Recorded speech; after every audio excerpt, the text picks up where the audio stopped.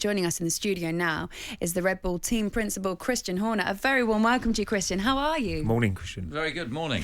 Thanks so much for joining us. I suppose listening to it all again, feels like it was just yesterday. You're not about to go straight into the new one. Have you managed to sit back and enjoy the win yet?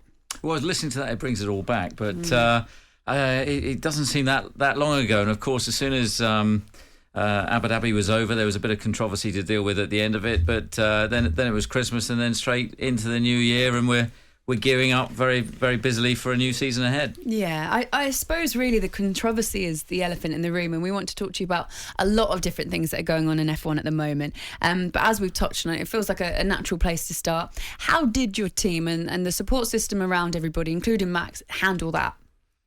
Well, it was an intense period. I mean, and you've got to look at the season over the 22 races that it was, and we had a lot of decisions go against us earlier in the year, and penalties that weren't awarded, and so on. And we got a little bit lucky at the end, and then sometimes that happens in sport. It's not over until the whistle goes or the flag falls. And tactically, we were sharp on that day, and when the crash came 5 laps from the end with Nicholas Latifi, we reacted immediately, and we got Max in. We pitted him for a new set of tyres. Mercedes left Lewis out on what would become 44-lap-old tyres at the end of their life. And then, obviously Max had to make that pass on the last lap, which he did. And I think there's been a bit of hiding around some of the controversy, because the bottom line was tactically we got it right. Max delivered the move and became the world champions. So it was a phenomenal result. I think the rivalry was superb, though. I think that was great for Formula One. You saw it every week; it was changing, and I think that going forward, it's got to be one of the best rivalries, isn't it, in Formula One? I think it was the best season in probably the last 40 years in Formula One, definitely. And the intensity of the rivalry between two titans. I mean, Lewis, the most successful driver of all time; Max, the up-and-coming, driver that he is, and just both of them. It was like heavyweight boxing.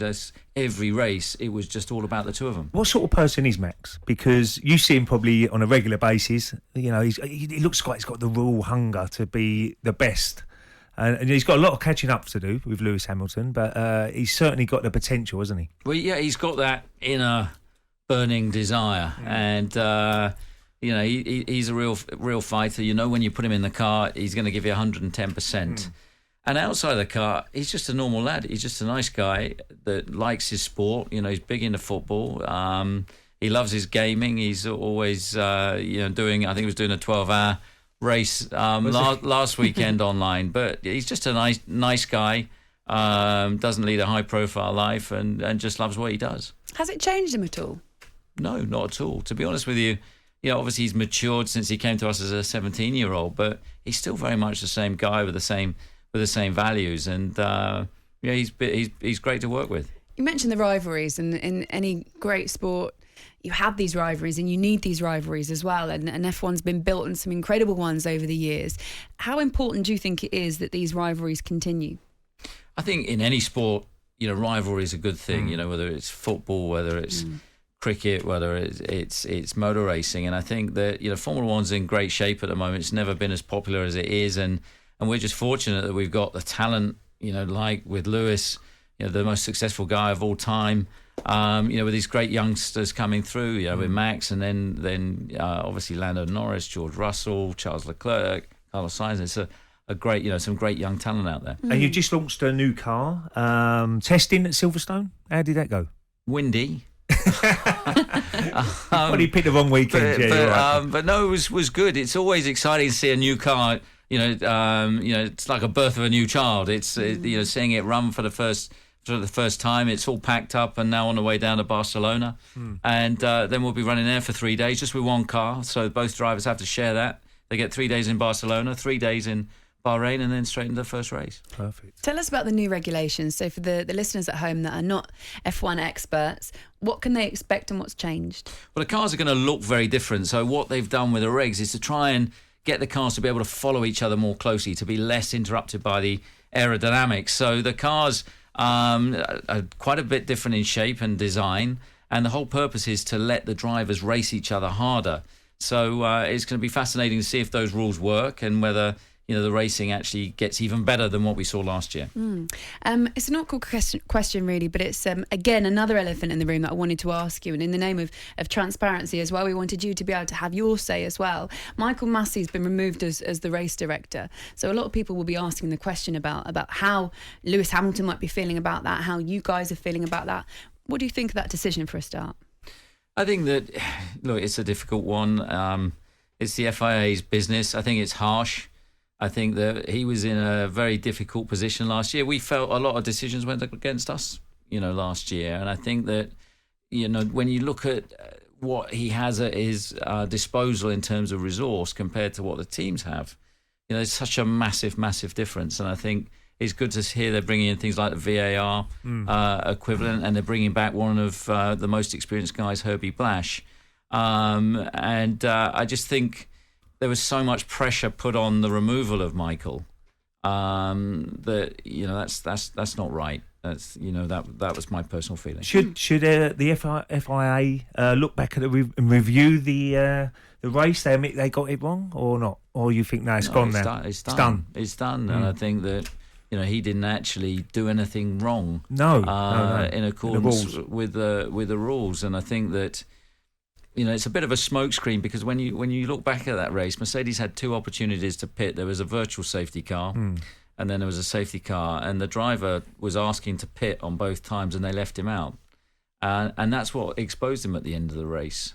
That's tactically we got it right on the day, and small margins. It's so small margins. Yeah. Do you think that what they're going to bring in now is a rotation of race directors? They're going to alternate the role. Do you think that's going to help or hinder the sport?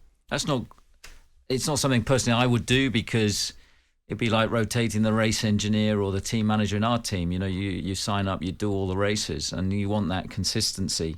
But if they're not actual trackside, you'd hope that they'd be supporting remotely so that you've got that consistency. The one thing that the drivers want is a consistent application of the rules, rather than it changing or the penalties changing from race to race. And I think that's the challenge the FIA have got to obviously address this season.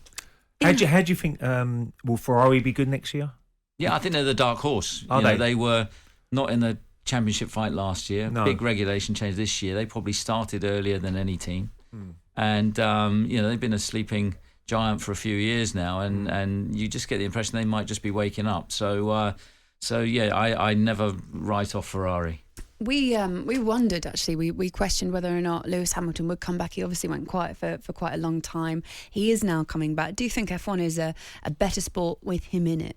I think he was always coming back personally, but he's such a big personality. He's such a big name in the sport. Of course, having Lewis in the sport is a positive thing, and I think that's what made last year so valuable. To be the first driver to beat Lewis in the hybrid era since 2014 was such a massive, massive achievement for Max and for the team, with the dominance that they've had, the last few years.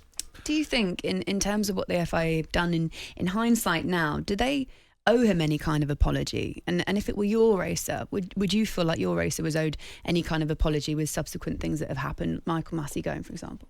Well, you could argue that about 100 different decisions that were made during the course of the year. Was the penalty at Silverstone big enough? Was the penalties that we got in Jeddah, were they fair? There's so many things. I think it's time to turn the page, move on. There's a new president in the FIA. He's looking to put a new structure in place and embrace more technology to help, support those officials. How dominant do you think Max could be? Because we know it took Lewis Hamilton 6 years, wasn't it? 6 years, yeah. So how dominant, and having known Max and seeing what he can achieve, do you think he could have that same dominance? Well, I think he's right up there. What you've got to remember is the car is a big factor in what we do. And, Lewis, before he went to Mercedes, won one world championship.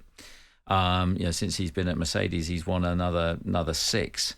In this hybrid era of the V6 turbo hybrid engines. And I think if we can give Max a car, I think currently he is the best driver in the world. And I think that at such a young age, he's got so much ahead of him. And I think it's really down to us to make sure we're giving him the tools to be able to, realise his talent.